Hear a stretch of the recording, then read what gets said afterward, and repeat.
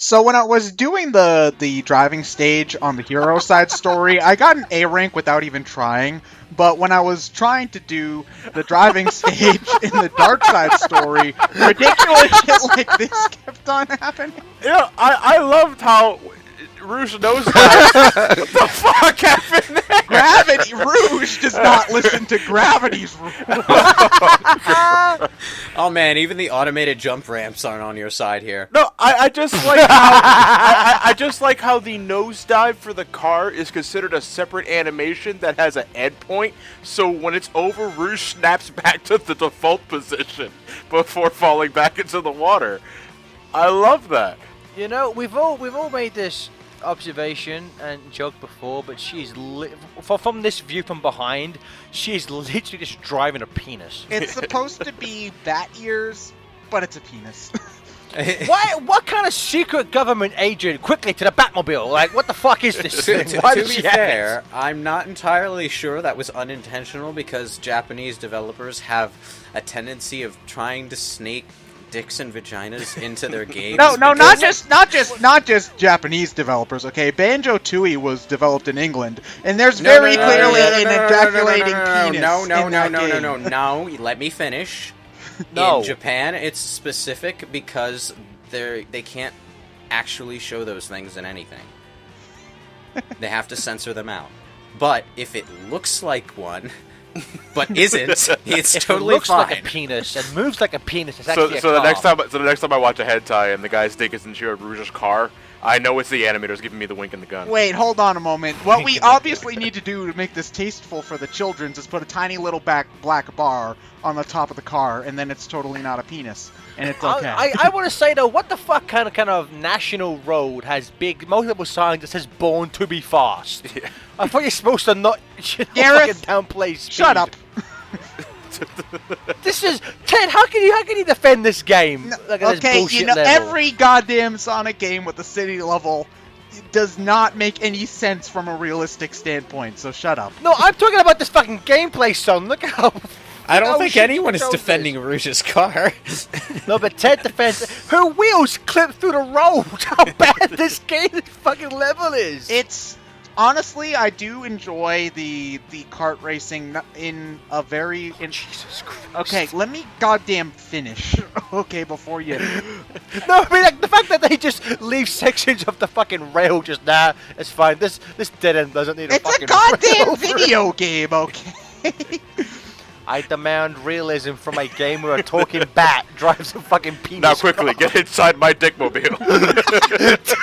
You want to talk about something? You want to talk about something that makes no sense? Why is this the only road on the planet that doesn't have loop-de-loops? That's the real question we should be asking. Why are there tunnels when we're going? We're just on a fucking road over the ocean. Why did they bother to waste time making tunnels? Ask for? Cruising USA, okay?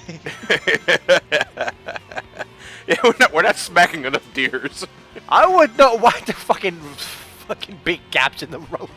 But yeah, this particular level is this particular car. I don't understand this part where you're just jumping over motocross jumps at the very end. Is that supposed to slow you down? What is it slowing you down from getting to? There's nothing after it. Honestly, though, like, although these levels are infuriating and intolerable when trying to do the extra missions, like don't hit the walls and don't hit the cars, God, when you're just trying to go to the end, I think that they're fun enough. So yeah. I have a question. If Tails can fly, why is he sticking to the road for?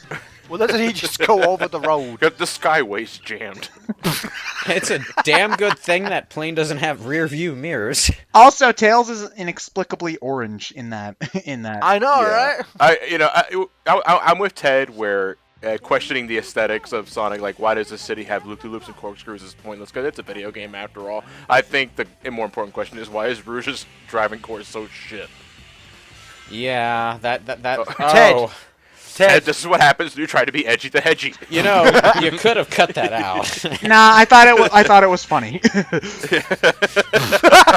Why did the camera zoom in on Shadow like that? I've never seen it do that. That's a trick jump. If you jump at the end of the ramp, it does that. I like how Ted edits the way Ted logic for editing is like Roger Rabbit syndrome. Why'd you do that? It's funny. Well, yeah, well, okay, if I just like get hit by an enemy and die and it's not funny, I'm gonna cut it out. But something like that where I fuck up the rail switching, then that I think is a fun. And honestly, Skyrail I think is one of the most fun levels in the game I because love Skyrail. yes, Okay, you totally lucked out there. I saw you walk off the cliff and then just happened to like barely touch the rail. No, I do that as every you were time. falling. I do that every time I play the stage. It's I've gotten really good at this level. Personally, this is one of the most fun levels to replay because it's the shortest speed section in the game. I think you can beat the level easily under 2 minutes. That's like the level's not as long, so the pain doesn't last as long. No, it's one of the like I love City Escape. It's a fun level, but this is just really fun to blaze through as fast as possible. I always tend to nice job on the Go Robot. I always tend to spin dash onto these rails. Yeah, I It usually goes fast as possible. Yeah, Yeah. I usually do that too, but the thing is that it can actually become really hard to control what you're doing when you jump off if you go too fast. So in the spirit of getting a decent rank without making too many fuck ups, I decided to play it a little bit more safe than normal. But yeah, I know a lot of people have trouble doing rail swapping. I can't really explain it, but I've just never really had an issue doing it in Sonic Adventure 2. It's a muscle memory I've always had. You know what I love about the end of this level? You They can fall put off. those speed boosters like right before that very, very narrow bit of metal that the gold ring is on. I think the problem most people have with the rail switching mechanic is that it kind of goes against the balancing mechanic they also have for the grind rails in this game. Is that you have to be perfectly centered to switch. If you're leaning too far to the left or right, you're not switching appropriately. You'll most likely fall off. You know what's actually really funny? Until we did this playthrough, I didn't even know there was a rail switching mechanic. I just manually jumped every time. Oh, you Sonic 060. Yeah. It's the only way to play. Yeah. I find it a lot of fun to like switch back and forth from rail to rail and get all the stuff on it, which is probably why Skyrail and Final Rush are two of my favorites. It's too unreliable for me, and it wouldn't be until ironically Shadow the Hedgehog where they finally got it right. I can do it. best I can game do it ever. fine. Yeah. So you just suck. Oh, no, you can do it fine, but you know what they did in Shadow the Hedgehog? They had Shadow actually jump from rail to rail in a flipping animation that made sense rather than just somehow shooting his body sideways like the previous games did. Where you just Guys, inexplicably... we're gonna talk over Terrier. Also, Sonic has no eyes in this scene. What? He's got no Yeah, he's missing his pupils. pupils. Oh, you know what the Cyclops reason... the Hedgehog. The reason for that is, in the cutscenes, on Sonic's cutscene model, his irises and pupils are a separate graphical element. Terrier. Because Sonic doesn't have eyeballs, he just has a flat white thing. So in order to make him roll his eyes, they have circles of colored texture that slide along his face.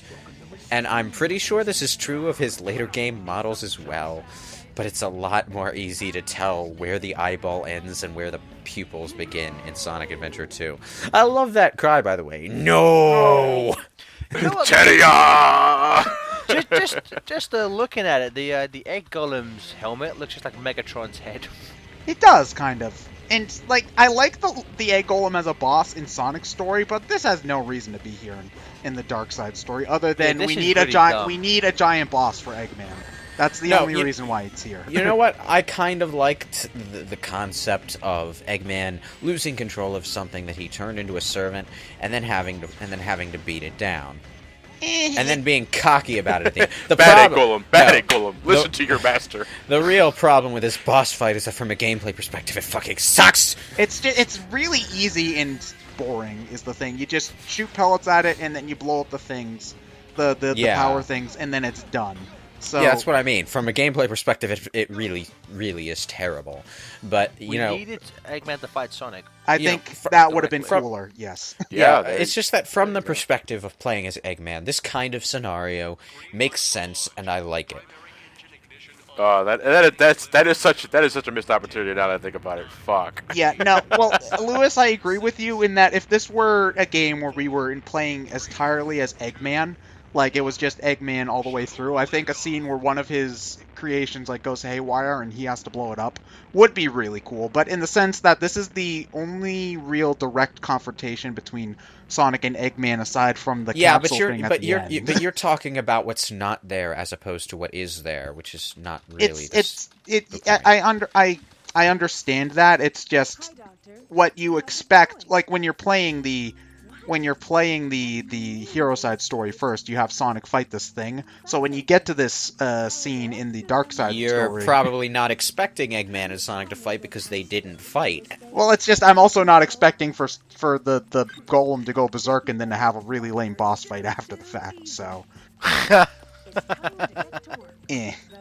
So Maria. No one can say Maria's name properly. Whenever they type it in there, they have to go Maria. No, have you ever done that while you're typing, where you sound out the word kind of slowly as you write it? It might be a holdover from the Japanese because in Japan they don't have letters; everything's syllables. Oh yeah, because she pushes exactly 3 buttons as she says that. Yeah, so I'm not sure like if it would be like katakana. Where's the MA key? I don't see any MA key. Nah. I love the instrumental for Rouge's theme. I like Flying the Freedom. It's one of the better vocal tracks in the game. What is the Japanese letter system that they specifically use for English words? Katakana? It's I can't remember if katakana is the English one or hiragana is the English one. You know what? Now that you say it, I think it might be hiragana. I'm not sure. Comment section, please help. Idiots! It's teriyaki.